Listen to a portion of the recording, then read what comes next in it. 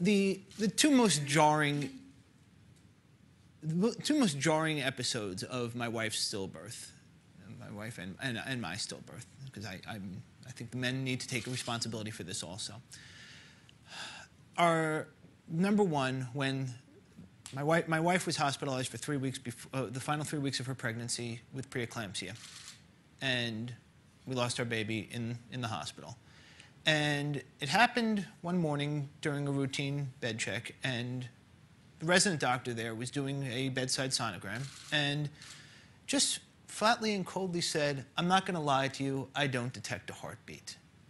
And it really just showed a lot. I mean, I don't expect her to, put her hands on my wife's shoulder and console her at the time, but just the coldness and just the lack of understanding about what the lack of understanding of the enormity of the situation there really seemed to hit home to me at that moment about what little the medical community is doing to alert parents of the chances or the likelihood of stillbirth. The second instance was about a month later when my wife and I made a trip back to our obstetrician's office to talk to her about, okay, the autopsy had been done, hospital reports had been reviewed, what happened? And like I said, my wife had been my wife had already been, at a higher risk for preeclampsia from the start. We knew this from the start. The doctors knew this from the start. And we asked her point blank, said, how come this wasn't ever discussed? How come we never found out, hey, no matter I don't know what statistics you look at, but it's either 1 out of 150, 1 out of 200. One out of those pregnancies end in a stillbirth. How come this wasn't ever discussed?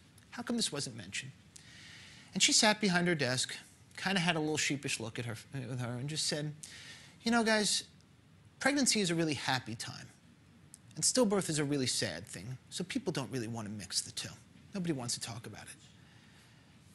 And we sat in the office for another hour and a half, and if you ask me anything else that was mentioned that hour and a half, I couldn't tell you, because I was steaming over what she just said.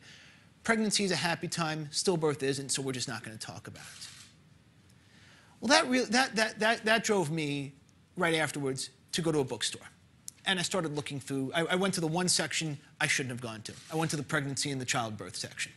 And I went and I started picking up books. And I was picking up the big ones, the ones that were facing out to, that they really wanted to track everyone. And I immediately flipped to the index. And I started flipping through the index, looking under S for stillbirth. And I was looking under M for miscarriage. And I was finding nothing. And I'm wondering why. This is such a common occurrence. This happens in, like I said, 1 out of 150, 1 out of 200. Every pregnancy. And nobody is mentioning this. That's when I said, something needs to be done. And I'm thrilled that organizations like GAPS and some really brave souls in the medical community are trying to, raise awareness, because like it's been mentioned earlier, we have things like AIDS, we have things like malaria, Down syndrome. These are things that they're just commonly checked from a preventative standpoint. Why not stillbirth? And this is not something that is going in just in developing countries. This happened at a hospital 8 miles north of here. This is right here in our backyard. Thank you.